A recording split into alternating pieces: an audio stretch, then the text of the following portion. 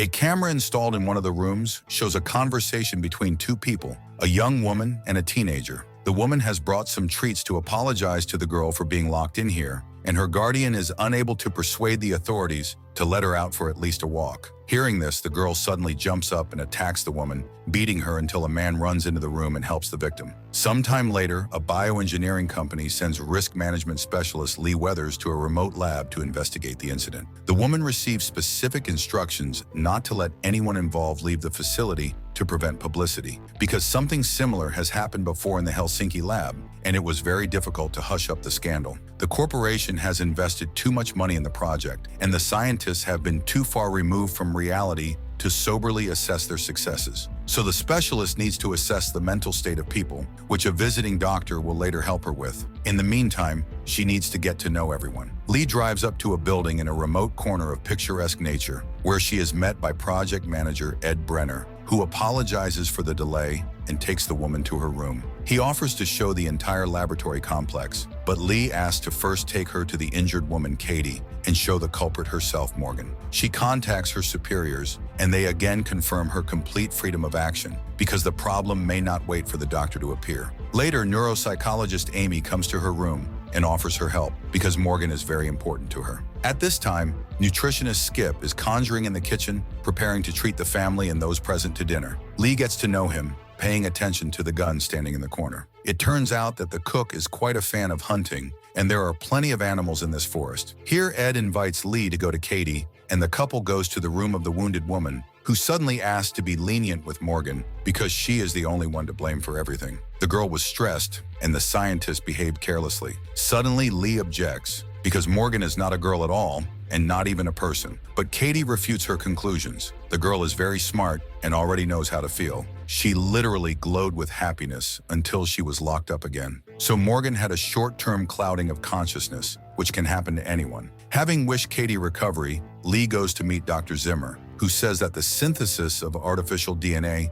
turned out to be relatively simple. In the second stage, they managed to introduce a new nano-element into her, as a result of which the nano-implant began to generate its own impulses. The development of the body greatly accelerated, and Morgan was born, the third fruit of the scientists' efforts. The first was born non-viable. The second had problems with intelligence, and only the third turned out to be flawless. Morgan is a triumph of bioengineering, sharp reflexes, quick reactions, and excellent physical and mental data. In just a month, the girl learned to walk and talk. Scientists have obtained a hybrid capable of making independent decisions. Her creators have become very attached to the girl and perceive her as a person. The doctor asked to talk about the incident. Dr. Zimmer believes that what happened was an accident. It happened after she was allowed to walk in the forest for the first time, but then immediately banned, which caused a nervous breakdown. And now they need to teach the girl responsibility for every step. Lee is taken to Morgan, who is solving chess problems and listening to classical music at this moment. But seeing the guests, the girl turns off the sound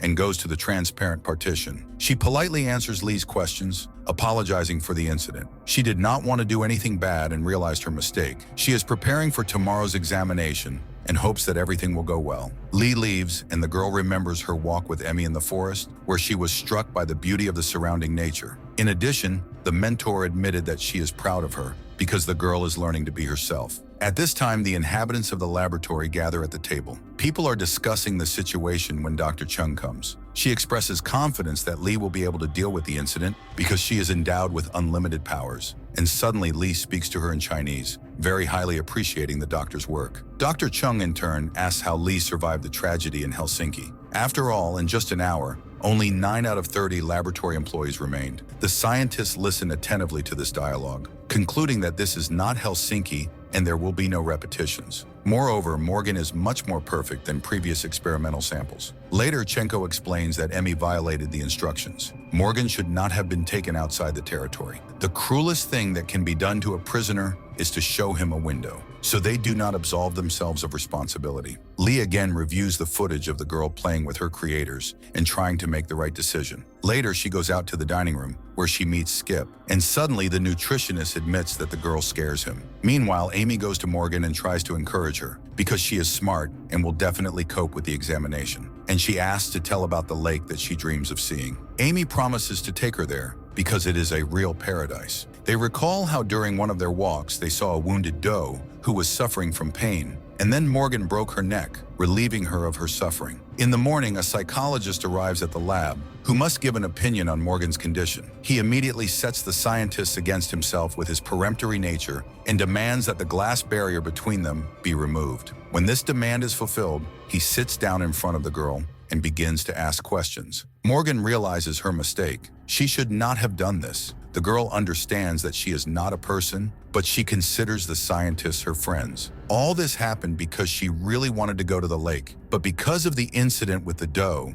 she was locked up. The psychologist begins to increase the degree of provocative questions, and suddenly Morgan changes the conversation to the doctor's personal problems. He is offended and increases his pressure, modeling a joyless future under lock and key in front of the girl. He plays with Morgan, making her worry, and she suddenly raises her hands in a strange gesture and then rushes at the doctor and bites his neck. One of the scientists tries to neutralize her, but the girl easily copes with an adult man. Lee also enters into negotiations, but Morgan escapes from the lab. The woman catches up with her on the street and neutralizes her by shooting her with a syringe with medicine. Later, the girl comes to her senses, tied to a lab chair. She hears an argument among those present who do not dare to destroy her and thus destroy their own brainchild. Although Lee insists on this, the girl in despair turns to Dr. Chung, calling her mother, and she suddenly denies her this right, declaring that Morgan cannot have a mother at all. Morgan begs and Chung leaves, asking the others to finish the job. The girl is given a sedative, but when she passes out, two scientists refuse to destroy Morgan and leave the lab. And then Lee takes the syringe with poison. However, Ed stands in front of her, and while they are figuring out who is stronger, Amy shoots Lee in the back with a syringe with a sedative, and she loses consciousness. She comes to her senses from Ed's voice, who asked her not to interfere and let them figure out the situation themselves. The woman finds herself behind a glass wall, and although she asks to let her out, the scientist refuses. At this time, his colleagues collect the results of the experiments, deciding to hide with Morgan. Meanwhile, Amy wakes the girl, and when she comes to her senses, the first thing she does is destroy one of the scientists. While the others are trying to understand what happened, Morgan shoots Ed with his own gun and enters Lee's room. The specialist asks to let her out, but the girl suddenly admits that no one loves her except Amy. She knows why she was created and now feels independent. Morgan leaves with Amy, but Skip sees them on the street. He does not understand what is happening and runs inside the building. Morgan, with Amy's connivance, destroys a female scientist. After that, Morgan asks Amy not to be afraid of her and to wait in the car while she says goodbye to her mother. Amy gets into the car while Lee tries to break the glass wall, and Chung records an appeal where she talks about the failure of her group. The scientists believe that by creating a copy of a person, they would be able to cultivate the best qualities in it to show the possibility of a higher being. Meanwhile, Morgan destroys Katie. Chung laments that Morgan was unable to overcome the threshold of the basic combat model, while Lee escapes from captivity through the ventilation pipe. Skip stops her on the street, but Lee asks not to interfere with her work, but rather to go get a weapon. At this moment, Chung says the words that Morgan is subject to write-off when the model she doomed enters the door. Meanwhile, Lee is walking around the lab, finding new victims, while Morgan is wringing Dr. Cheng's neck. They suddenly meet in the doctor's office, and a fight breaks out between them. Having grappled, they both fall out of the window. While Lee is coming to her senses, Skip tries to stop Morgan, but she simply throws the man aside and hurries to the car where Amy is sitting. They drive off into the woods. Lee rushes in pursuit. Two cars race down a forest road, trying to ram each other, and eventually Lee's car stalls. Morgan and Amy race on, and Lee is left alone. But then Skip's car catches up with her, and he guesses where the couple went. Meanwhile, Morgan and Amy arrive at the lake, where Lee and Skip soon arrive. But the woman asks the nutritionist to stay in the car and goes to the shore, where Morgan looks around with undisguised admiration. It seems to her that she has ended up in that very paradise that was promised to her. At that moment, Lee shoots in the air, and Morgan goes towards the sound. They again begin to fight, and during a fierce fight, Morgan manages to throw Lee onto a fallen tree. Morgan examines her defeated opponent for a long time, and then runs to the shore and asks Amy to leave quickly. But she suddenly pulls out a gun and asks Morgan to stop destroying everyone. Suddenly, Lee appears behind her and destroys Morgan in the lake. Amy watches this with resignation, and when she thinks that everything is behind her, Lee shoots her and Skip. Sometime later, the company's management discusses the situation and highly appreciates Lee's work, noting her efficiency. From their conversation, it becomes clear that Lee is an earlier model of a human hybrid, which has now proven superior to the new model in the form of Morgan. who turned out to be a dead-end branch. Complex emotional development was certainly an achievement, but extremely unstable. So the company will develop Lee's model. Lee is sitting in a cafe and suddenly raises her hands in the same gesture that Morgan did before attacking a psychiatrist.